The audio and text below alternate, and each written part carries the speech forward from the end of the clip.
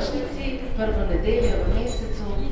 Najprej vedno z veseljem pozdravljam vse tiste, ki ste prišli predstaviti in ponudjati svoje odlične izdelke, izdelane večinoma doma, ročno, z znanimi veščinami, ki ste jih prejeli iz različnih virov in ki jih oplemenitite številnimi talenti.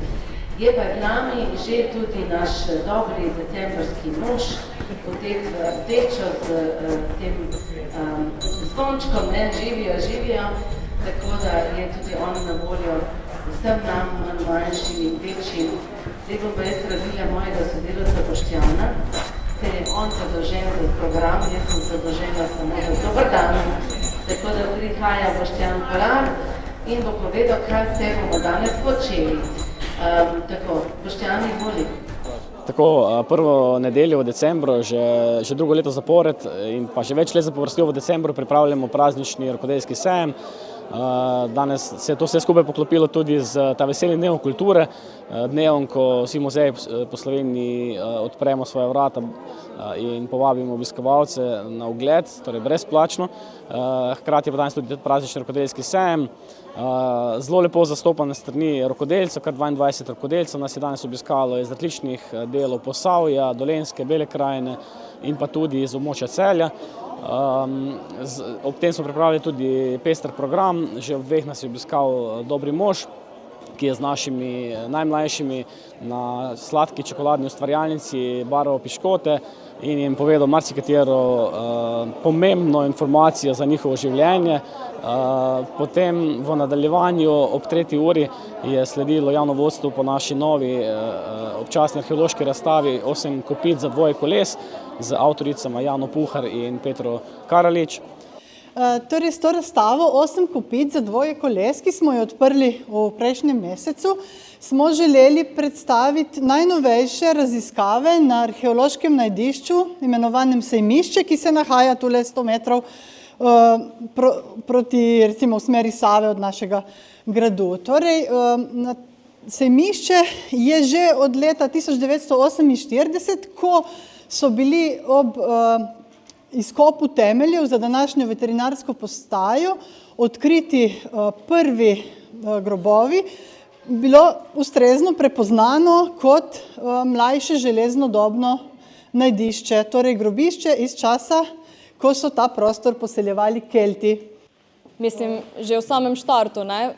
Recimo, ko smo začeli samim vozom, ne? Veliko tega kar je že bilo narejenega, je bilo recimo v Švici. Tudi vsi teksti so bili recimo v nemščini, tako da že tukaj je bil prvi recimo ta korak, da vidimo, kako so oni te stvari izdelali in potem kakšne meritve so imeli recimo za te voze. In pol v bistvu na koncu smo ugotovili, da ta naš voz ima nekako iste meritve, se pravi, kolesni obroči so bili nekako iste dimenzije kot tisti v Švici. Tako da smo si v bistvu s tistim gradivom zelo veliko pomagali, ker lesa pri nas pač ni bilo odkritega oziroma pač je v zemlji razpadu. Tako da ostalo sem pa veliko delala v bistvu z gradivom, ki je tudi tako zelo zanimivo. Lahko si tudi sami pogledate, je bilo veliko tudi dvojnih pokopov, recimo moških dvojnih pokopov, pa tudi kombinacija moški-ženska, tako da tu je potem vprašanje, kaj se je zgodilo, da sta v bistvu oba pristala skupaj v grobu. Tako da jaz vas povabim, da si ogledate še predmete v vitrini, ki so res enkratni.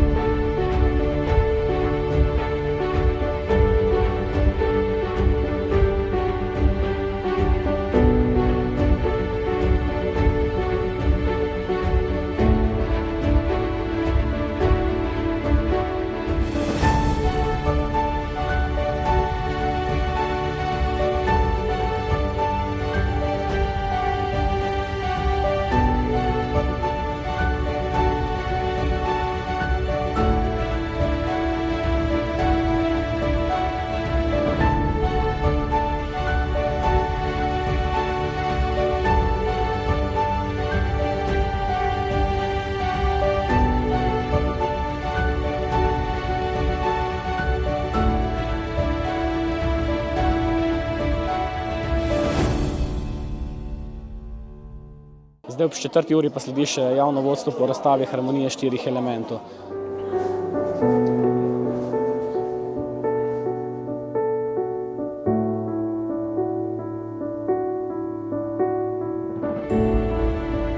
Se je Iva v času, ko je delala v našem muzeju, kot prva posavska muzealka, vozila v službo in domov.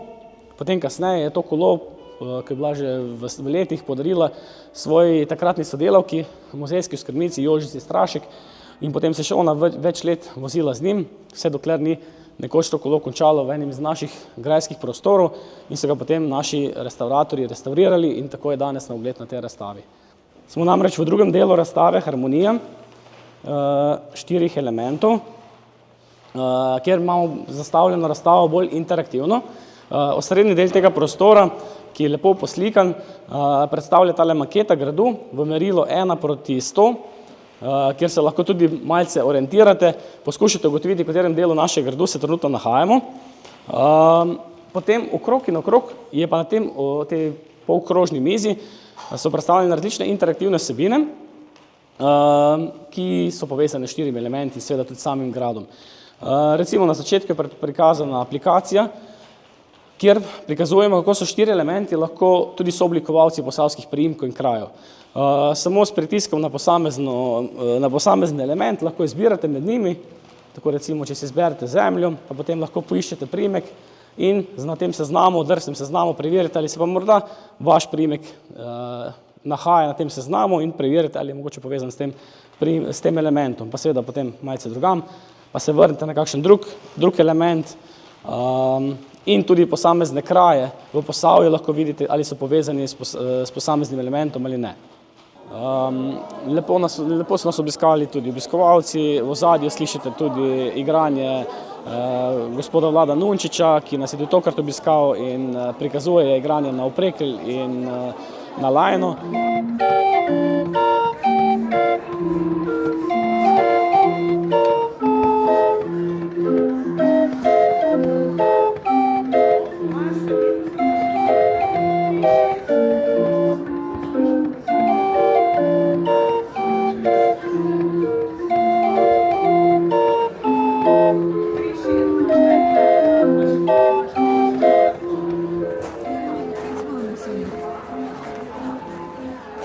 Tako da je privabil tudi številne obiskovalce, ki so si pobliže ogledali ta dva inštrumenta in preverili, kako delujeta, kako se igra na njih.